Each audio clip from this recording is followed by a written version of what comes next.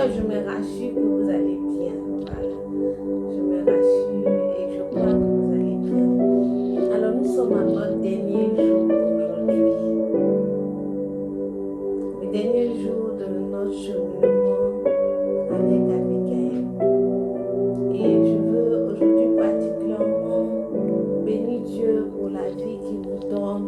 Bénir Dieu pour sa bonté, pour ses bienfaits. Bénir Dieu pour tout ce qu'il permet dans notre vie. Effectivement, quand la Bible dit que tout concourt bien de ceux qui aiment Dieu, je le confirme aujourd'hui parce que tout ce qui arrive dans notre vie est grâce. Bénissons Dieu, demandons au Saint-Esprit encore de venir nous disposer en ce jour, afin que ce que nous allons entendre lui dire puisse porter du fruit de Jésus. Au nom du Père, du Fils et du Saint-Esprit. Amen. Seigneur, ce matin, je honore ton nom, je célèbre ta Seigneurie, je magnifie ton nom, Seigneur. Toi, tu m'as donné le souffle de vie, tu as donné le souffle de vie à ma soeur. Nous sommes là, Seigneur, sur le rendez-vous que ta bonté nous donne, Seigneur.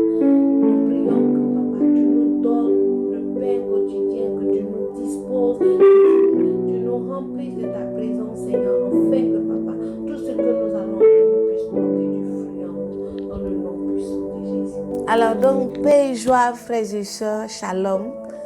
Comme je le disais, nous sommes au dernier jour de notre cheminement avec notre sœur Abigail. Donc avec Abigail, nous avons vu que généralement le Seigneur permet que nous puissions être complémentaires. Voilà, il s'arrange à ce qu'il y ait l'équilibre dans le monde entier. Tout ce qu'il a créé, il a créé de telle sorte qu'on ait l'équilibre, on soit complémentaire. Il a créé la femme, il a créé l'homme. Et par la suite, nous avons vu un peu comment est-ce que notre sœur a été pour nous, est pour nous, voilà, un modèle de responsabilité, un modèle de femme responsable qui sait assumer sa responsabilité. Mais aussi, elle est une femme remplie d'humilité. Oui, la Bible dit qu'elle est intelligente et belle, mais cette intelligence et cette beauté n'a pas ôté de sa vie l'humilité. Elle a gardé la beauté de son cœur, la beauté de son âme, parce que l'humilité nous donne de conserver notre beauté, de conserver la divinité de Dieu en nous. Et par la suite, nous avons vu que notre sœur Abigail est un modèle de sagesse par ses mots, par de comment nous avons tiré cette sagesse-là, de comment est-ce qu'elle a abordé ce lion, parce que David est un homme de guerre, de comment est-ce qu'elle a abordé et elle a pu le convaincre. Et pour finir aujourd'hui, nous allons voir en Abigail un modèle de foi. Un modèle de foi, un modèle de persévérance, un modèle, une prophétesse, une personne qui parle de la part de Dieu. Oui, j'ai bien envie de lire un peu pour que vous voyez un peu de quoi est-ce que je parle. La Bible dit dans 1 Samuel 25 au verset 26, elle dit à David, « Maintenant je l'affirme par le Seigneur vivant et par ta vie. Le Seigneur lui-même va t'empêcher de verser le sang et de te faire justice toi-même. Que tes ennemis, ô mon maître, que ceux qui veulent te faire du mal connaissent la même fin que Nabal. Accepte les cadeaux que je t'apporte, ils sont pour les jeunes gens qui t'accompagnent.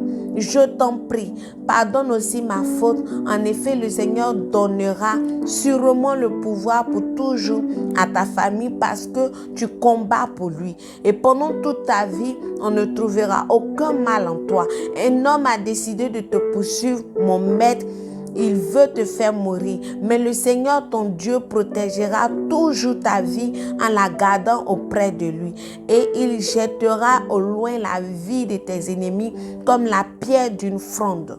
Quand le Seigneur réalisera pour toi tout ce qu'il a promis, il a promis de bon, il fera de toi le chef d'Israël.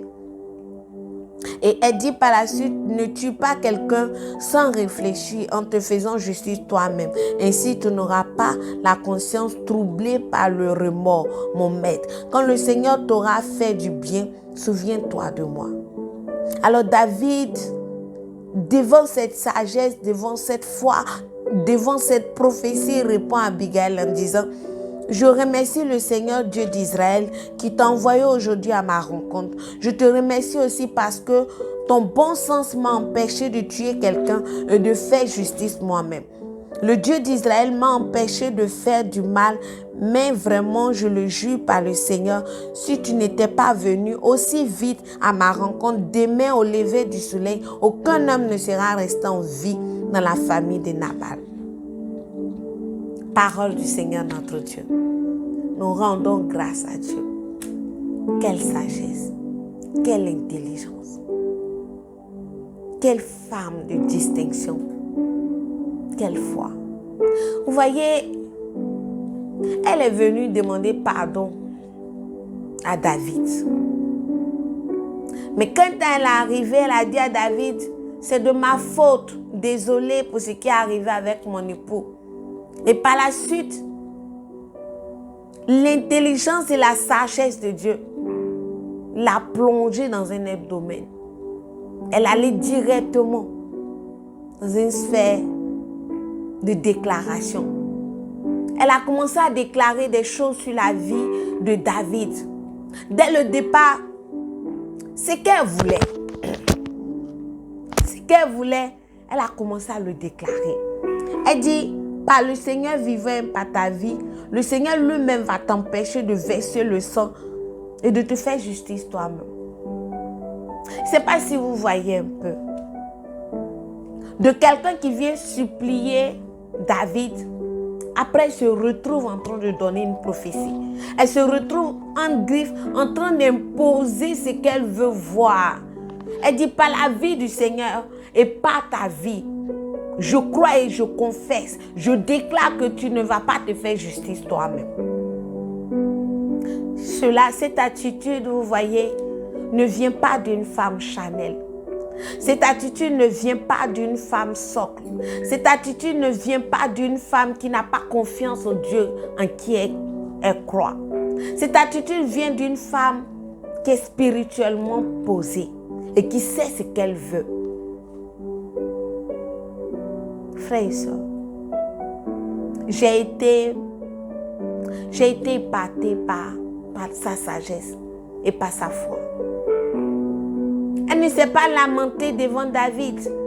Elle a commencé par lui demander pardon, mais à un moment donné, elle a commencé à déclarer. Et quand je quéquais un peu, Abigail fait partie des premières prophétesses de la Bible. Elle a prophétisé sur la vie de David en disant, David, il y a un homme qui te pourchasse, qui te poursuit. Mais laisse-moi te dire, tu auras la victoire sur celui-là. Elle a commencé à prophétiser sur David.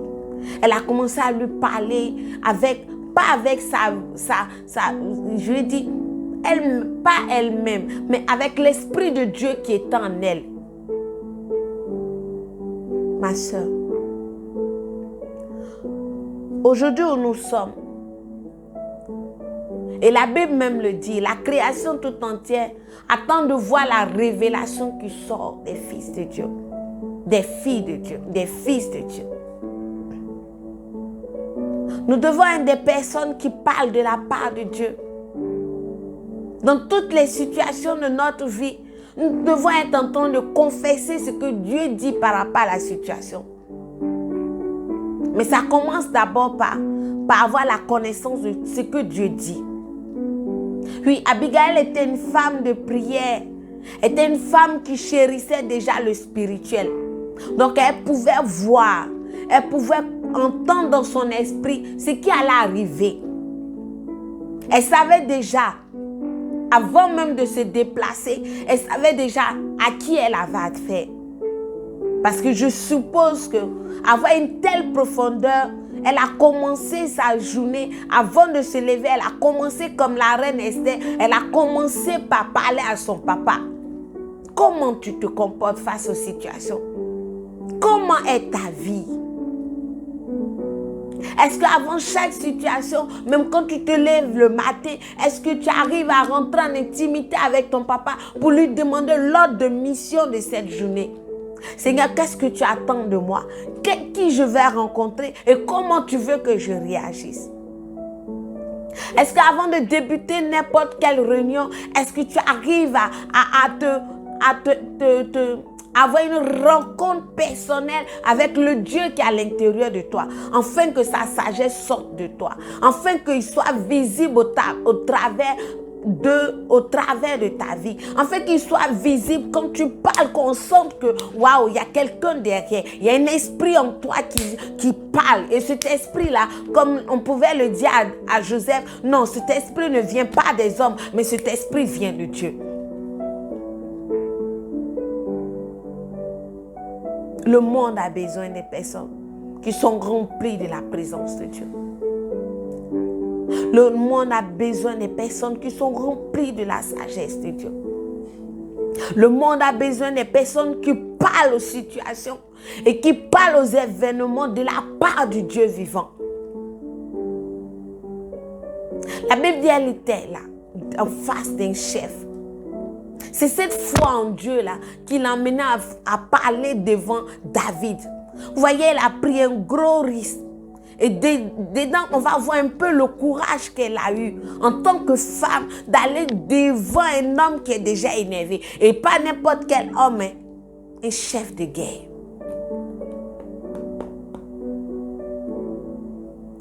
Si tu entretiens une relation avec ton Dieu, comme la Bible le dit, avec lui, tu feras des exploits.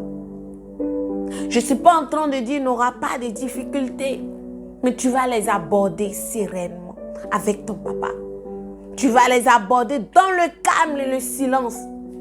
La Bible dit que c'est dans le calme et le silence que le Seigneur agit. Et tu auras clairement la pensée de Dieu pour chaque situation. Notre Dieu ne ment pas.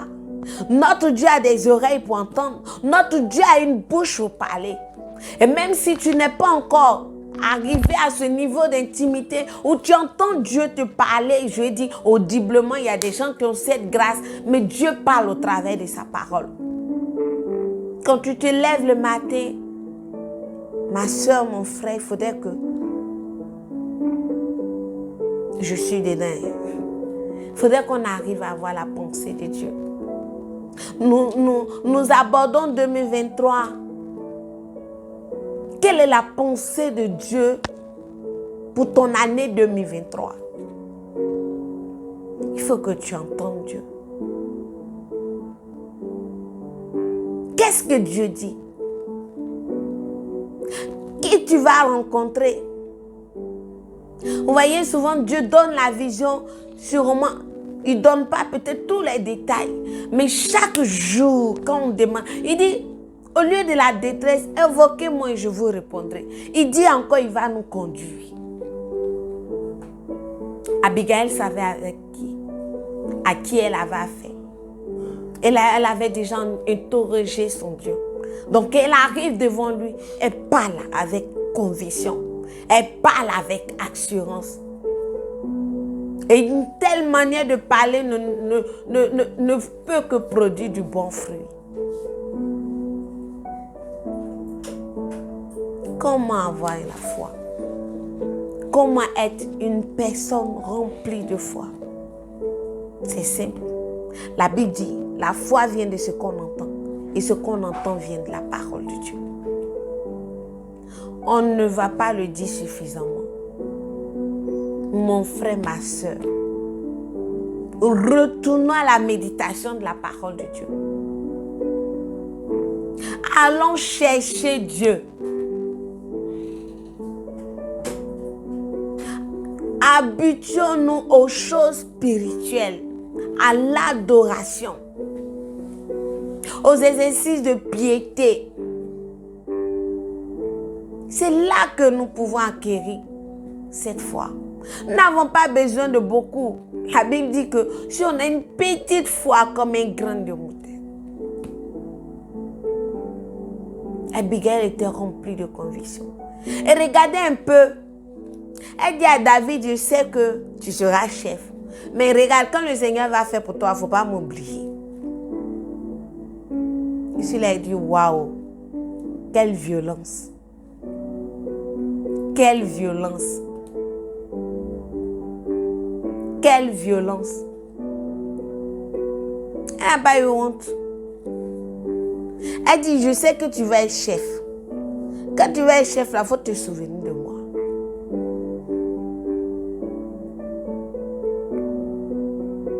Ça vient de Dieu.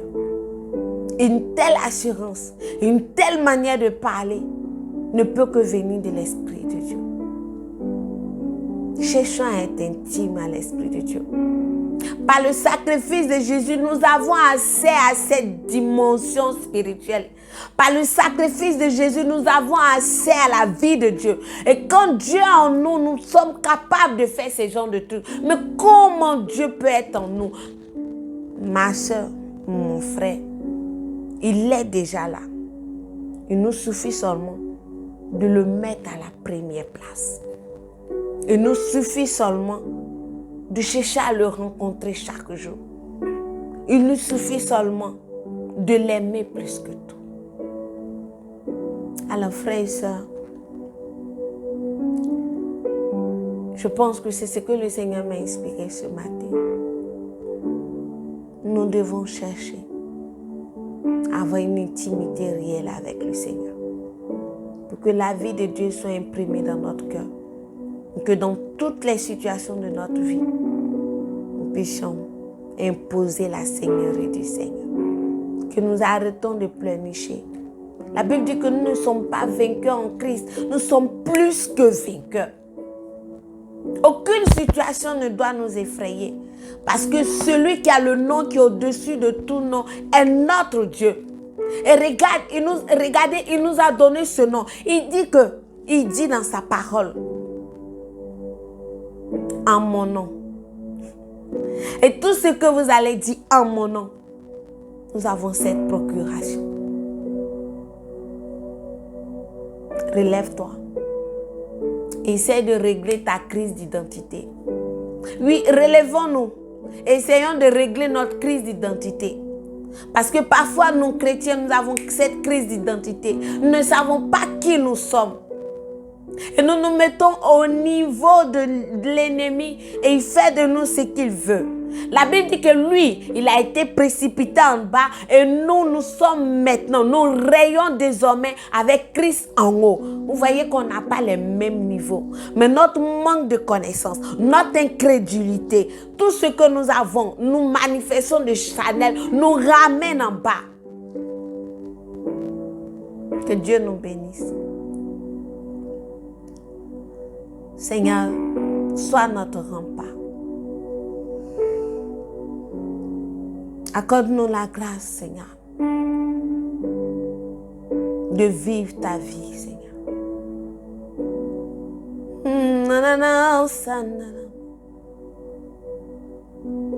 Seigneur, toutes ces vertus, Seigneur, la responsabilité, l'humilité, la sagesse, la foi qu'a manifesté ta servante Abigail, Seigneur. Nous prions que tu nous l'accordes, tu nous donnes cette grâce. La Bible dit qu'au finish, Abigail est devenue la femme de David. On peut être dans une situation déplorable, mais par notre sagesse, par la foi que nous mettons en Dieu, nous pouvons nous retrouver dans une situation favorable. La Bible dit que Dieu écrit courbe, il écrit sur des lignes courbes. Ah, il saute à la main.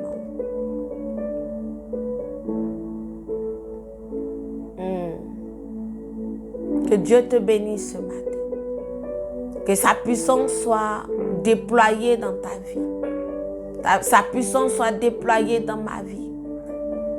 Afin que nous puissions vivre comme il veut, quand il veut. Que nous accorde l'intelligence et la sagesse qui vient de lui. Afin que notre vie puisse l'honorer.